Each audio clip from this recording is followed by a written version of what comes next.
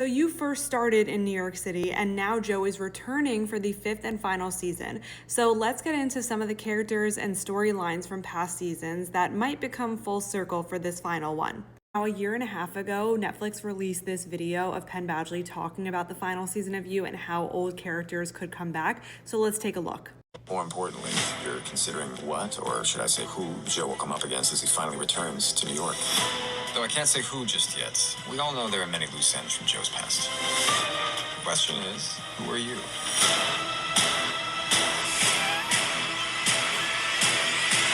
And the creators of You have always said if there are characters from Joe's past who aren't dead, they can definitely make a comeback. And even if they are dead, Joe has a very active imagination. Starting with what I'm assuming is the most popular character people want to see come back, and that is Ellie from season 2, played by Jenna Ortega. And the writers did try to bring her back for season 4, but there were conflicts because she, of course, was filming Wednesday. Now, if you don't remember, Ellie was one of those characters that Joe befriended and kind of took under his wing, and she got caught up with his drama, including her sister Delilah, who ended up getting killed by Love. And Joe told Ellie that it was the Quins' fault, and he gave her money and told her to disappear, and we haven't seen her since. Similarly is Paco from season 1. He played the same type of character. He was Joe's neighbor who Joe befriended and mentored and took pity on since his mom was an addict and she had an abusive boyfriend who Joe actually killed, and Paco knew about this, but Joe explained that it was needed to be done because he was a bad person.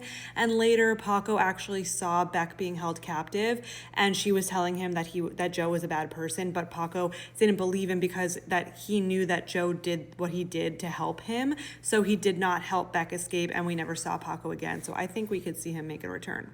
Also from season 1 is Dr. Nikki, who was Beck's therapist, who she was having an affair with. Joe figured this out and therefore framed Dr. Nikki for Beck's death, since Beck was writing a book about her experience with Joe, and Joe just changed the name to Dr.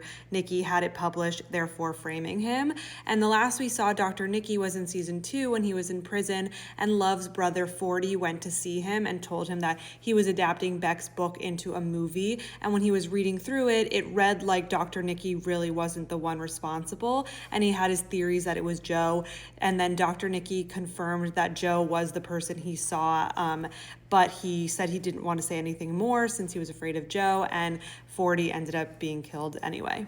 Another character from season 1 that they showed was Karen, who I have literally no memory of, but she dated Joe after Joe broke up with Beck briefly. They dated for a few months, and I think that they broke up because she realized that he was still caught up in Beck, and there was all this drama, but she might make a comeback. Another character from season 1 that I don't remember is Anika, but she's actually been confirmed to be reprising her role for season 5. She was one of Beck's friends who was a social media influencer who became very suspicious of Joe after Peach's death in season 1.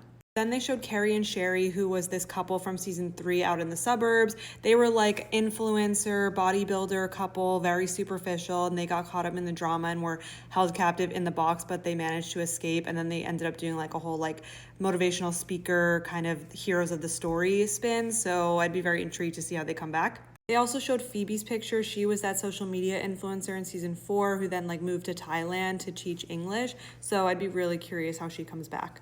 Last but certainly not least is Joe's son Henry, who we last saw at the end of season 3 when he dropped him off at the doorstep of one of his neighbors in the suburbs when he had to leave after Love was killed. But we've seen a picture from season 5, and it looks like Henry is a little bit more grown up and Joe has custody of him again.